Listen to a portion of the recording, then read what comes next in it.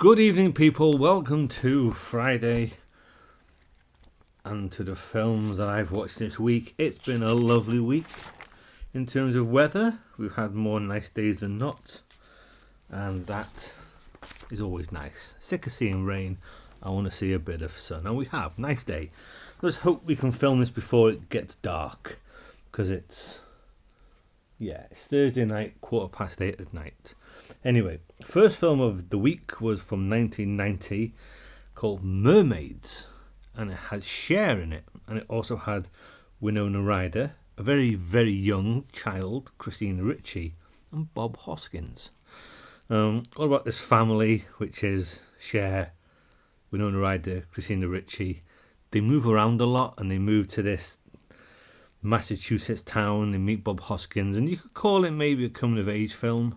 It's just one of those films all about family. The Winona Ryder, I think she narrates it as she goes.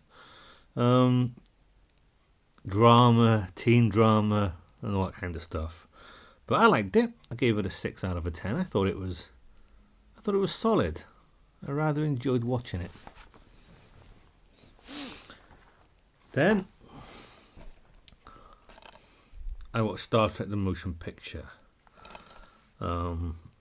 Big in scope, great film. I highly enjoy it. I give it an 8 out of 10 from 1979. I haven't always liked it, but now I do. Now with this one, E.T.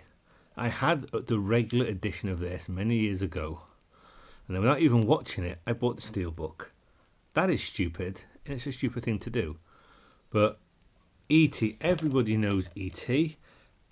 Before watching it this week, I'd only ever seen it once, and now I've only seen it twice. I didn't grow up with this film, but it's a nice family film. Everyone knows E.T. Nice, friendly film. Then a film that Bob watched last week, and he said he might have fell asleep watching it. He might have had a nap. But it was called Operation Fortune from 2023. This deadly weapons tech is stolen.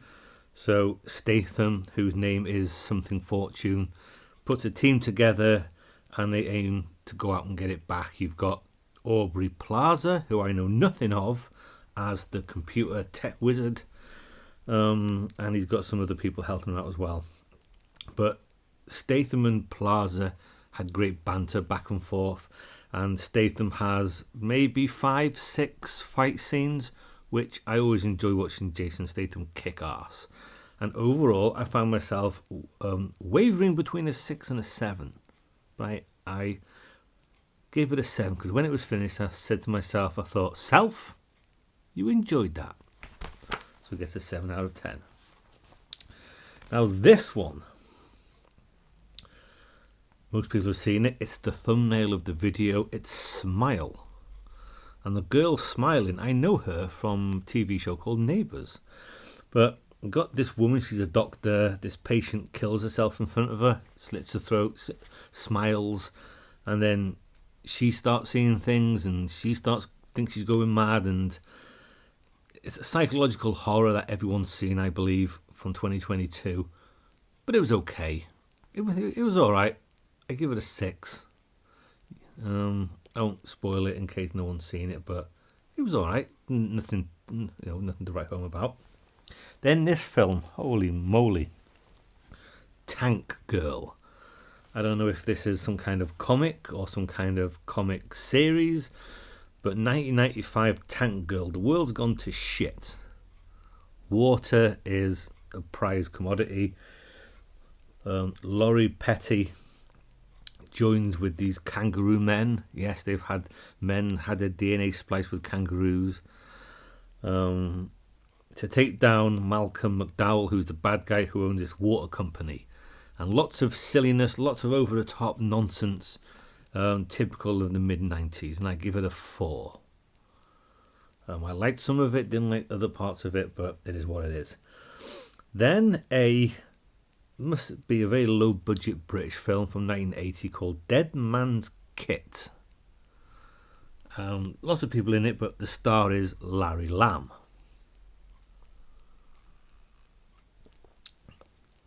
It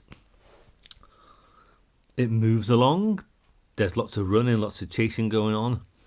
It wasn't as shit as it probably should have been. I give it a 5 out of a 10. Lots of British people popping up. Then, a film called The Parallax View. Mid-70s, one of these conspiracy films.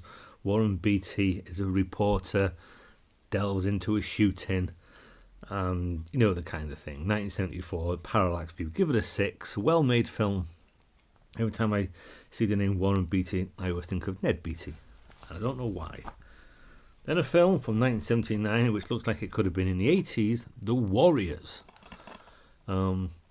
This big gang leader has called all the gangs to this, I think, New York park, where you want to call a truce. We outnumber the police. Let's call a truce. Someone says, no, I think it's David Patrick Kelly from Commando. Shoots the leader, blames one of the warriors, so the warriors have to get back to their home in Coney Island. Got to avoid the police, avoid all the other gangs. You've got gangs like the Orphans, gangs like the Baseball Furies. They all have their different codes and colours. A very fun film. Could do with a little bit more action in it, but I've always enjoyed The Warriors. 1979. Then,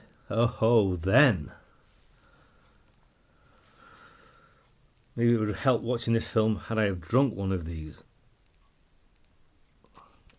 A film called Beast, 2022. Idris Elba fights a lion. Idris Elba and his 2 kids, who are annoying as fuck, especially the older one, just annoying. They go to see their, I'm guessing, family friend, Sharlto Copley, and they go into the vast wilderness of, I don't know, Australia or South Africa, wherever it was, and they see Pride of Lions and all that kind of stuff. Only there's a rogue lion out there, and it's going to hunt them, and it's going to kill them. So Idris Elba and his family have to survive a lion. And I thought the CGI was pretty good, but it's a stupid film. The characters make stupid decisions. They make stupid choices. Where every other choice is almost like, don't do that. Do the opposite of that. But with that being said, at least we saw the lion. At least it didn't hide it in the shadows and we never saw it. At least we saw it. And even though it's stupid, full of stupid people, I give it a 6 because it was, for the most part, fun. So that's the first watch. Then, a good film. And a film I enjoyed, Toy Story. Watching it again, was it a week or so after watching Toy Story 4? Yeah, the animation looks a bit blocky, looks a bit, the way they move and all that business. It doesn't matter. It's a very good film, a clever film. How many kids... when you were younger, I know I did, you had He-Man toys, Thundercats toys, action figures. At night time, you always sat them down so that if they came alive, they'd be comfortable. And then Toy Story tap into that and give us this. Fantastic film. Fantastic film. I give it a 9. A big fat 9 out of a 10. And we ended with a film from 1996 called Fled, starring Stephen Baldwin and Lawrence Fishburne. They are 2 prisoners on a chain gang. They get chained together, a brawl erupts, and they go on the run. And then you find out more things about them, who they are, what they are. But they mention The Fugitive in this film. Like Stephen Baldwin's character likes films, I think, because he mentions a couple, but a little bit here and there at the beginning reminded me of The Fugitive, and then they mentioned The Fugitive, so I thought, reminds me of The Fugitive. But a buddy action film kind of thing, could have done with a little bit more comedy. But there's plenty of action going on, plenty of running, explosions, that kind of stuff. It was alright. I give it a 6. 1996. And that is everything that I've watched this week. Cheers, you people. have a good week. I'll see you next week, and comments are welcome. Even though I don't see all the comments are hidden. Under the video, there'll be a comment. The notifications, there won't be a comment. So if I see a comment, I'll be lucky, because who knows where it goes. But anyway, that's what I watched this week. I'll see you next week.